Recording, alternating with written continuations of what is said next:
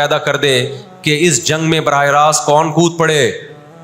Soviet union کود پڑے. اور اگر سوویت یونین اس جنگ میں کود پڑا جس کے پورے چانس لگ رہے ہیں, تو پھر یہ تیسری جنگ عظیم کی طرف معاملہ جائے گا, اور اس کے ذمہ دار مسلمان یا فلسطین نہیں ہوں گے. اس کے ذمہ دار ناجائز اسرائیل ہے جس نے ناجائز قبضہ فلسطین پہ کیا ہے. اور پھر دنیا میں جو تباہی ہوگی نا, تباہی ہوگی, وہ میرے اور آپ کے تصور سے بھی زیادہ ہے, کیونکہ اب تلواروں سے یا صرف ہوائی جہازوں سے جنگ نہیں ہوتی, اب سب کے پاس نیوکلیئر ہتھیار ہیں, اب ایٹم بم چلیں گے.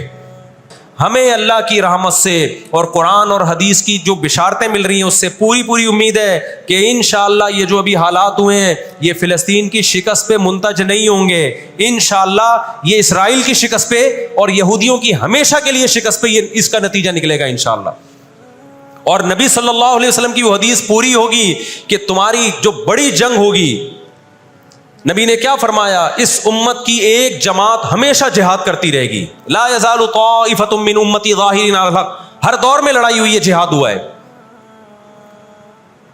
آپ اس ہسٹری اٹھا کے دیکھ, کہیں نہ کہیں جہاد ہمیشہ ہوتا رہا ہے. تو آج بھی ایسا ہوگا. اور بالآخر یہ معاملات اگر بین الاقوامی دنیا نے کنٹرول نہیں کیے تو نبی صلی اللہ علیہ وسلم کی پیشگوئیاں انشاءاللہ بہت جلد پوری ہونے والی ہیں. نبی صلی اللہ علیہ وسلم نے فرمایا تمہاری یہود سے لڑائی ہوگی, جہاد ہوگا. یہاں تک کہ کوئی یہودی اگر پتھر کے پیچھے چھپے گا تو پتھر کہے گا کہ اے مسلمان یہ یہودی ہے, اس کو قتل کر دے, یہ میرے پیچھے چھپا ہوا ہے.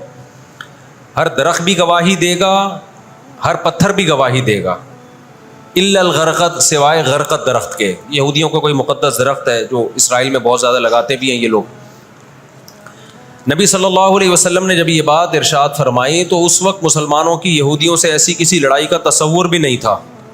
ایک پیش گوئی تھی جو کسی کے خواب و خیال میں بھی نہیں تھا کہ صدیوں بعد جا کے ایسا ہو سکتا ہے. اس سے بھی پتہ چلتا ہے کہ ہمارے نبی صلی اللہ علیہ وسلم کی جو پیش گوئیاں ہیں وہ اگر وہ پوری نہیں ہوئی تو آپ ٹائم کا انتظار کریں, ایک وقت پوری ہو جائیں گی.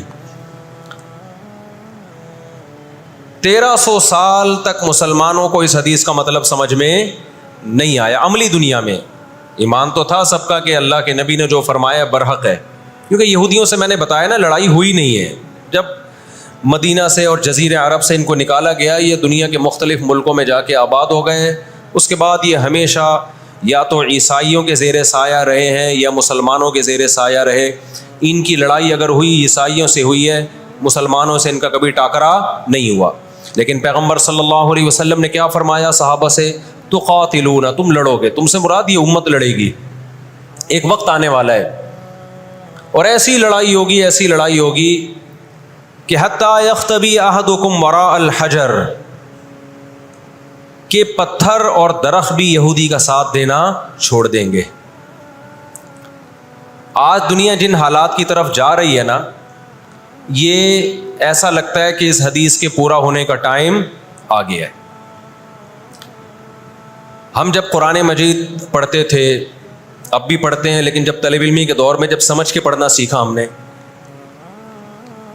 تو ہم جگہ جگہ قرآن میں دیکھتے تھے ضربت علیہم الذلہ, اللہ نے ان پر ذلت کو مسلط کر دیا ہے. میں بار بار کہوں یہودیوں سے ہماری مراد علی الاطلاق سارے یہودی نہیں ہیں, کیونکہ میرے بیان کو لوگ شارٹ کلپ بنا کے غلط چلاتے ہیں. تو بار بار میں کہتا ہوں میرا کلپ ادھورا چلاتے ہیں نا تو کوئی یہودیوں کے خلاف نہ چلائے, سارے یہودی ایک جیسے نہیں ہیں. ہم اسرائیل کے اگینسٹ ہیں, تو ہماری جو لڑائی ہوگی اسرائیل سے ہوگی. حدیث میں جس یہودی سے لڑائی کا ذکر ہے اس سے مراد بھی کون سے یہودی ہیں؟ یہ فتنہ پرست اور شر پسند یہودی ہیں جو اسرائیل پہ غاصبانہ قبضہ, فلسطین پہ جنہوں نے غاصبانہ قبضہ کیا ہوا ہے. سمجھتے ہو کہ نہیں سمجھتے؟ تو آپ صلی اللہ علیہ وسلم نے فرمایا کہ تقاتلون الیہود, تمہاری جنگ کس سے ہوگی؟ یہود سے ہوگی. دجال کس کا سپورٹر ہوگا؟ بولتے کیوں نہیں؟ ابھی تو دجال آیا نہیں ہے اور آپ نے بولنا چھوڑ دیا ہے. جب آئے گا تو پھر تو اچھوں کی بولتی بند ہو جائے گی. کس کا سپورٹر ہوگا وہ؟ ہاں, میں عرض کر رہا تھا کہ ہم جب قرآن پڑھتے تھے ضربت علیہم الذلہ, قرآن کہتے ہیں ہم نے ذلت ان کے اوپر دے ماری ہے ان فسادوں کی وجہ سے جو یہ کرتے رہے ہیں دنیا میں, ان فسادات کی وجہ سے. ہم جب پڑھتے تھے ہم کہتے تھے اے اللہ آج تو یہودی ذلیل نہیں ہے. اسرائیل کتنا پاورفل ہے کہ گچی کس کی پکڑی ہوئی ہے اس نے؟ امریکہ کی. ہندوستان کو گچی سے پکڑا ہوا ہے. تو آج تو بڑی عزت ہے. میں نے اپنے استاد سے یہ سوال پوچھا, انہوں نے بڑا معقول جواب دیا, اور یہ تفسیر کی کتابوں میں بھی لکھا ہے. دیکھیں, آپ یہودیوں کی ہسٹری اٹھا کے دیکھیں نا, ہمیشہ کوئی نہ کوئی ایسا ان پر مسلط ہوا ہے جنہوں نے ان کی شرارتوں کا مزہ ان کو دنیا میں چکھایا ہے. قرآن سے بھی یہ بات ثابت ہے کہ ان کو ان کی شرارتوں کا مزہ, عذاب جو ہے وہ دنیا میں ملتا رہے گا. میں بار بار کہتا ہوں, ہٹلر نے بھی ان کو عذاب دیا ہے. ہٹلر سے پہلے بھی اسلامی نہیں بلکہ دنیا کی تاریخ میں بہت سے ہٹلر گزر چکے ہیں جنہوں نے ان کی شرارتوں کی ان کو دنیا میں سزا دی ہے. ہم پھر بھی بتائیں, ہم ہٹلر کے حامی نہیں ہیں جو ظلم اس نے کیا, لیکن وہ بھی ان کی شرارتوں سے بیزار تھا. قرآن کہہ رہے ہم نے ان پر ذلت کو دے مارا ہے. دنیا میں بہت دفعہ رسوا ہوئے یہ. اب کیا ہے؟ یہ آخری ذلت ہے یہودیوں کی, جو اب کس کے ہاتھوں ہونے والی ہے؟ فلسطینیوں کے ہاتھوں. آپ کو معلوم ہونا چاہیے, جب دنیا میں کسی کو بہت زیادہ ذلیل کیا جاتا ہے نا, تو پہلے اس کو عزت دی جاتی ہے. کسی کے گلے میں آپ جوتوں کا ہار پہنا دو, یہ بھی ایک ذلت ہے. اور ایک طریقہ یہ, 3 پیس سوٹ ٹائی میں آپ اس کو صدارت کی کرسی پہ بٹھائیں اور پھر آپ اس کو جوتوں کا ہار پہنا دیں. بتاؤ کون سی بڑی ذلت ہے؟ یہ دوسری ذلت پہلی ذلت سے بڑی ہے.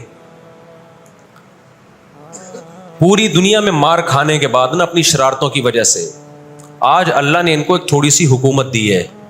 ایک چھوٹا سا کنٹری. آپ اگر اسرائیل کو نقشے میں دیکھیں گے تو کراچی بھی بڑا ہے اسرائیل سے. اتنا چھوٹا ملک, اتنا چھوٹا ملک, اور تعداد بھی بہت تھوڑی. اللہ نے انہیں کچھ وقت پنپنے دیا ہے. اللہ نے کہا ٹھیک ہے, تم دنیا تمہاری آخری شرارت دیکھ لے, اس کے بعد جو میری طرف سے تم پہ مار پڑنے والی ہے, اس کے بعد قیامت تک تم دوبارہ اٹھنے کے قابل نہیں رہو گے. یہ آخری ذلت کا انتظام ہو رہا ہے یہود کا. اور جو فائنل میچ ہوتا ہے نا, وہ شاندار ہی ہوتا ہے. کیا خیال ہے؟ سیمی فائنل میں اتنا لوگ دلچسپی سے نہیں دیکھتے, کوارٹر فائنل میں اتنا دلچسپی سے بولو نہیں دیکھتے جو فائنل میچ دیکھتے ہیں. اللہ نے ان کا ظلم پوری دنیا کے سامنے نمایا. آج جو غزہ پہ جو کچھ ہو رہا ہے پوری دنیا کے سامنے اللہ نے دکھا دیا. 1 منٹ رکھیں اس کو. پوری دنیا کو دکھایا نا اللہ نے کیا کر رہے ہیں. یہ کس طرح سے اسرائیل میں لوگوں کو لا کے آباد کیا, فلسطین میں, پھر فلسطینیوں پہ اقوام متحدہ کی 60 سے زیادہ قراردادیں ہیں جس کی اسرائیل دھجیاں اڑا چکا ہے. 60 سے زیادہ قراردادیں, 60 سے زیادہ, جس کو اسرائیل نے ماننے سے انکار کیا ہے. یونائٹڈ نیشن کی بات کر رہا ہوں میں. تو اللہ تعالیٰ ان کو تھوڑا سا پنپنے دے رہے ہیں کہ ٹھیک ہے, اس دفعہ سیمی فائنل تم جیت لو, فائنل تک تو پہنچو نا تم, اس کے بعد ہوگا کیا. دیکھو, آپ نے سنا ہوگا کہ لاتوں کے بت ہاتھوں سے نہیں مانتے. یہ جو اسرائیل جو کچھ کر رہا ہے نا, اس کا اصل حل مجھے بھی پتا ہے مظاہروں میں نہیں ہے. اس کا اصل حل ہے جہاد. اس کا اصل حل کیا ہے؟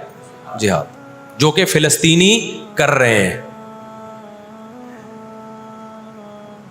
میں نے جب لوگوں کو یہ کہا نا کہ اپنے ملک میں پرامن مظاہرے کرو, لوگوں نے کہا لو پرامن مظاہروں میں لگا کے لوگوں کی صلاحیتیں خراب کر رہے ہیں. ہم آپ کو جہاد سے نہیں روکتے, لیکن آپ جہاد اپنے ملک میں کرو گے توڑ پھوڑ کر کے, یا جہاں یہودی ظلم کر رہا ہے وہاں لڑائی کرو گے آپ. تو یہ عجیب منطق نہیں ہے کہ ظلم وہاں ہو رہا ہے, آپ نے اپنے ملک میں توڑ پھوڑ کرنا شروع کر دی, تو اس سے یہودی ناراض ہوگا یا خوش ہوگا؟ وہ تو کہے گا اور اچھا ہے بم دھماکے کرو یار, پرامن نہیں, بہت بموں کے ساتھ, کلاشن کوفوں کے ساتھ اپنی کنٹری میں مظاہرے کرو, ہمیں آ کے چھیڑو یہاں پہ. ہم جہاد کے منکر نہیں ہیں, آپ سے زیادہ الحمدللہ